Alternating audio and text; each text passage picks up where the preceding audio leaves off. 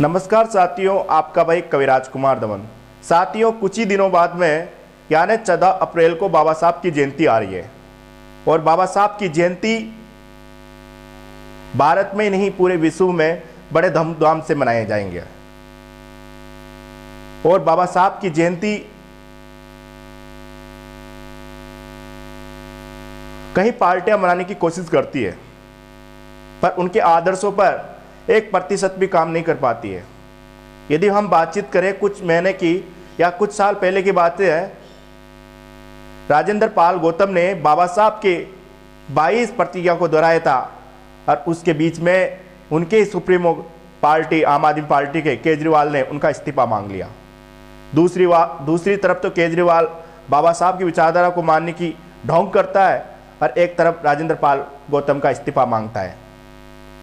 साथियों, कहने का मतलब है कि बाबा साहब की विचारधारा हर कोई अपना नहीं सकता। यानी बाबा साहब की विचारधारा पर चलने के लिए तलवार के दोनों धार पर चलना पड़ता है। पर कई लोग, कई पार्टियां, कई संगठन बाबा साहब की विचारधारा को मानने का ढोंग करते हैं, केवल जय भीम बोलकर अपने को दलित समाज और उनके अनुयायियों को खुश करने की कोशिश करते हैं। पर साथियों, मैं बता दूं, बाबा साहब की विचारधारा दिनों दिन बढ़ती जा रही है और बाबा साहब को मानने वाले उनकी संख्या बढ़ती जा रही है। पर गद्दार तो अपने समाज के लोग भी हैं जो बाबा साहब की वजह से संसद में, विधानसभा में और नौकरी लग गए हैं, पर बाबा साहब के मिशन पे 1% भी काम नहीं कर पाते हैं। और बाबा साहब के जो अनुयायी हैं वो जो काम करने का प्रयास करते हैं उनकी भी टांग खींचने का काम करते हैं, क्योंकि बाबा साहब ने, यदि बाबा साहब नहीं होते तो दलित समाज की क्या हालत होती, एक जानवर से भी बुरी होती। क्योंकि जानवर को पानी पीने का हक था, पर दलित समाज के लोगों को पानी पीने का हक भी नहीं था। जिस तरफ महात्मा गांधी नमक आंदोलन कर रहे थे, उसी तरफ बाबा साहब जल आंदोलन कर रहे थे। यानी बाबा साहब जल के लिए संघर्ष कर रहे थे। यानी कहने का मतलब है, यदि आपको पानी भी मिलता है तो बाबा साहब की बदौलत से मिलता है साथियों। इसलिए साथियों, बता दूं कि बाबा साहब को जो मानने का ढोंग करते हैं उनको सीधा सीधा बता दूं, या बाबा साहब की विचारधारा से मानने का ढोंग करते हैं, उनको सीधा सीधा मेरा एक प्रतिज्ञा है, अनुरोध है कि बाबा साहब की विचारधारा पे चलना चाहते हो तो वास्तविकता से काम कीजिए। यदि हम बातचीत करें बाबा साहब की विचारधारा को मानकर, बेवकूफ़ बनाकर, या बाबा साहब के आरक्षण की वजह से कहीं लोग आज आगे बढ़ते जा रहे हैं, पर जब भी वास्तविकता आती है, समाज के लड़ने की बात आती है, तो पीछे हट जाते हैं ऐसे लोग। पर ऐसे लोगों को जानने की कोशिश करें और ऐसे लोगों को विधानसभा में सांसद बनाने की कोशिश नहीं करें।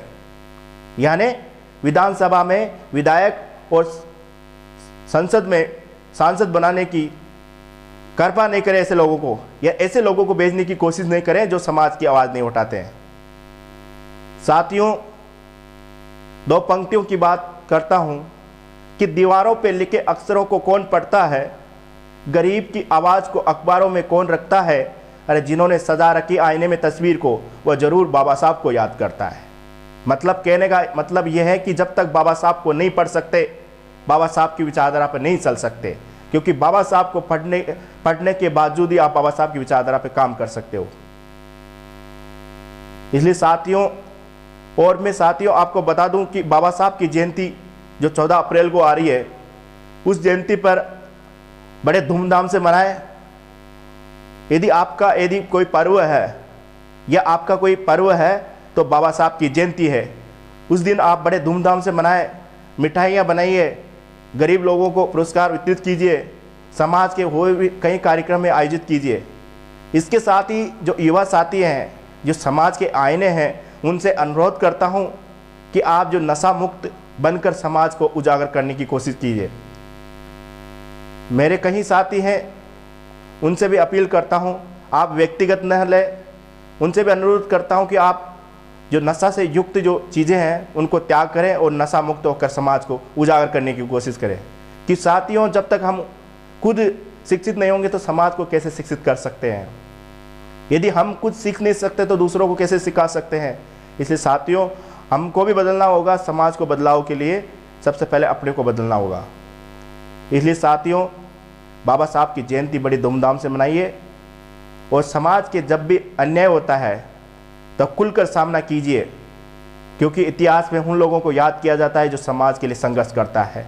तो ऐसे तो कहीं लोग आ गए, कहीं मर गए, कहीं गए, पर उनको कोई भी याद नहीं करता। बाबा साहब ने हम लोगों के लिए बड़ा संघर्ष किया, इसलिए पढ़ने का, लिखने का, कुछ संगठन बनाने का, बोलने का सब अधिकार मिला है तो बाबा साहब की वजह से बना है। और बाबा साहब ने सबके लिए किया है। बाबा साहब के दलित समाज के नहीं है, बाबा साहब भारत की जनता के, सभी जनता के हैं, क्योंकि बाबा साहब ने हर वर्ग के लिए कुछ ना कुछ किया है। और सबसे पहले तो बाबा साहब ने जो संविधान रच के समाज के या भारत के हर वर्ग को एक न्याय दिया है। यदि हम बातचीत करें महिला वर्ग, जो बाबा साहब को बिल्कुल भी जानने की कोशिश नहीं करती है और बाबा साहब को मानने का बिल्कुल भी नहीं करती है। कई बार कहीं समाज की जो महिलाएं हैं बाबा साहब पे कमेंट भी करती है, पर उन महिलाओं से मैं ये कह दूं या महिला वर्ग से कहना चाहता हूं कि बाबा साहब ने आप लोगों के लिए बहुत कुछ करके गए हैं। यदि बाबा साहब जब कांग्रेस सरकार के टाइम पे कानून मंत्री थे तो हिंदू कोड बिल को लेके उन्होंने त्यागपत्र दिया था, यानी महिलाओं को समानता के लिए उन्होंने त्यागपत्र दिया था। कभी जानने की कोशिश की महिलाओं ने। इसलिए महिला वर्ग को भी ये कहता हूँ, कभी आप समय मिले तो हिंदू कोड पढ़िए। आपको जो समानता, जो अधिकार जो भी मिले हैं वो बाबा साहब की वजह से मिले हैं, पर जानने की कोशिश करेंगे जब भी आप जान पाओगे। इसलिए साथियों, बाबा साहब को समझना बहुत टेढ़ी खीर है, यानी तलवार के धार पे चलना पड़ता है। कुछ त्याग करोगे जब भी बाबा साहब को मान सकते हो। इसलिए आप सभी साथियों को अम्बेडकर जयंती के महापर्व की हार्दिक मंगल कामनाएं हैं और बड़े धूमधाम से मनाएं। आपका भाई कविराज कुमार धवन, राष्ट्रीय अम्बेडकर स्वयं सेवक शाखा।